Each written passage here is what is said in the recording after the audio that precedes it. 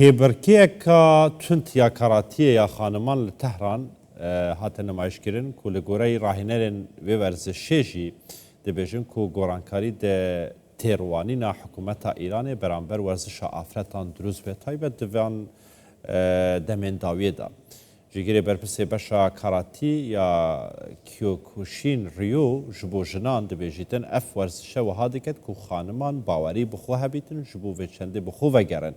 Di rojên raborî da sê werzişvanên afre li dema beşdarî di vê kêbirkê da li welatê Siûdiyayê xelatê zêrîn bi dest xistiye. کێبرکەی کاراتێ تایبەت بە کچان و خانمان لە تاران بەڕێوە چوو.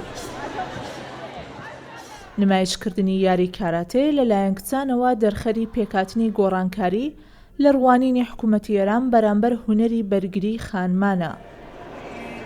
جێگری بەرپرسی بەشی کاراتێ کیۆکوشین ریۆ بۆ ئافرەتان دەڵێت کچان لە کۆمەڵگای ئێمەدا زۆر جار متمانەیان بەخۆیان نییە.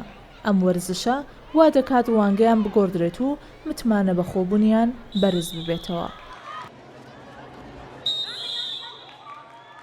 بەخاطر اعتماد به نفسی که میگیرن از این رژیم بەداخەوە ئێستا کۆمەڵگەکەمان وای لێ هاتووە کە کچەکانمان ئاستی بڕوا بەخۆبوونیان کەمە بەڵام لەم وردشەدا ئاستی بڕوا بەخۆبوونیان بۆ دەگەڕێتەوە و ئەوەش ڕێگە بۆ سەرکەوتنیان خۆش دەکات. اعتماد به نفسی به دست میارن. از نظر خودم بەڕای من ئەم وەرزشە ژیانی منی ڕێکخستووە و لە بارودۆخی جیاوازی ژیاندا وەکو سترێس و گشارە دەرونیەکان ئاسوودەیم پێدەبەخشێت. مختلف زندگی توی استرس‌ها توی تصمیم گیری‌ها بە گوتەی هاوڵاتیان لەم ساڵانەی دواییدا ئەم وەرزشانەی هەموو کات لە کۆمەڵگادا تایبەت بە پیاوان دەناسران خانمان تێیدا سەرکەوتوو بوون لە ماوەی چەند ڕۆژی ڕابردوودا لە کێبرکەیەکی جیهانی کاراتێی خانمانی ئێران کە لە نێوان وڵاتانی ئیسلامی لە سعودیا بەڕێوە دەچوو سێ کەسیان براوەی خەڵاتی زێڕ بوون.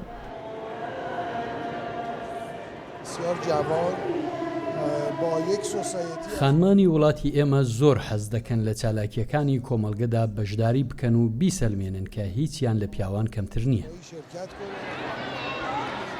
بەپێی یاسای ئێران خانمانی وەرزشبان لە وڵاتە بۆ بەشداری لە کێبرکە جیهانیەکان پێویستیان بە ئیزنی باوکو و ئەوانەشی هاوسەرگیریان کردووە پێویستیان بە ڕەزامەندی مێردەکەیان هەیە و دەبێت بە حیجابی باڵاپۆشەوە و لەگەڵ ڕاهێنەری ئافرەت گەشتەکەیان بکەن.